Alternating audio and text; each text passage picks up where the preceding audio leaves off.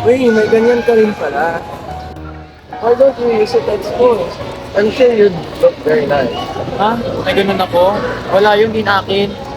Nagpunta ka lang.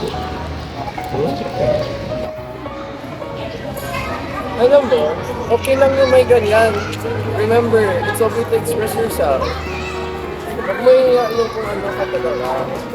Ako naman, napakita ko yung ganda ko. Teka, pwede naman yan.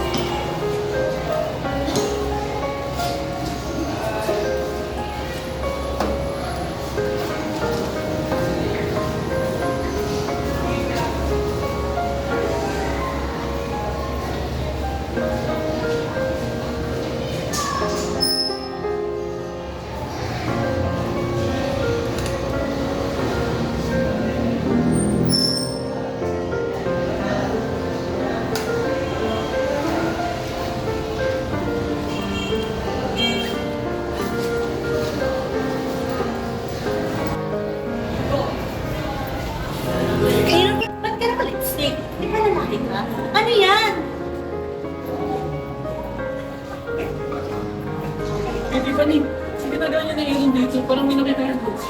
Eh kasi naman si Aaron, nag-lipstick. Di ba mga babae kami? Hindi naman para sa babae lang ang makeup.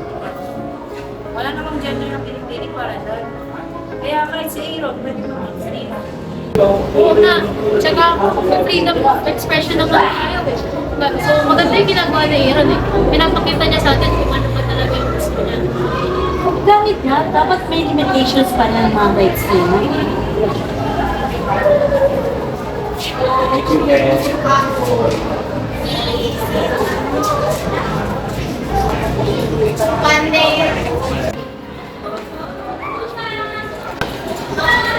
Well, thank you sa mga ganawa nyo.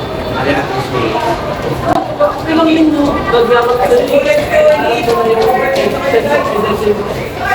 you.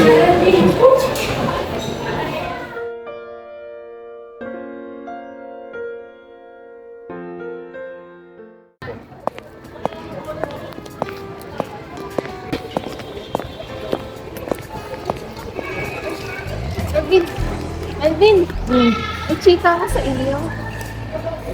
Ano yun? Sino mo sa si ano? Ang pangalan nito si Pastor. Ayun, oo. Bakit? Ano meron Kita ko yan kahapon, naka-lipstick. Bakla ba yun? Oo nga eh, kalalakan yung tao, may kolorete sa mukha. Bakit siya magli-lipstick? Eh, hindi ba ano, pang babae ang lipstick? Sabi na rights daw. Wala naman daw gender yung makeup. Kasi yung galaw niya pang ano, lambot. Ano nga eh. Di ba niya kaya maging totoong lalaki? Malayag na yata. Siguro, bakla. Pabayaan ng tatay yun. Buti pa ako, Pogi. Di ko kailangang sumabay pa sa uso. Ako'y magiging ako na aking ginusto. Amang kapera, ganda ko'y irarapa. Di magpapatinag sa sasabihin ng iba. Amang kapera, umaapaw ang karisma. Ang tunay kong ganda sa lahat na iba.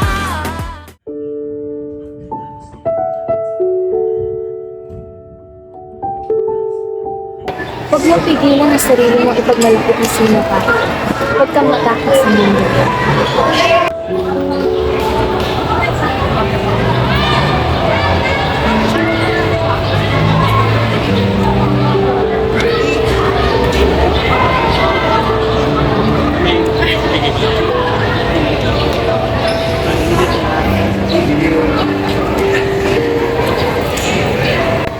Huwag kang matakot dahil may mga taong mamahalin at tatanggapin ka kung maging sino ka.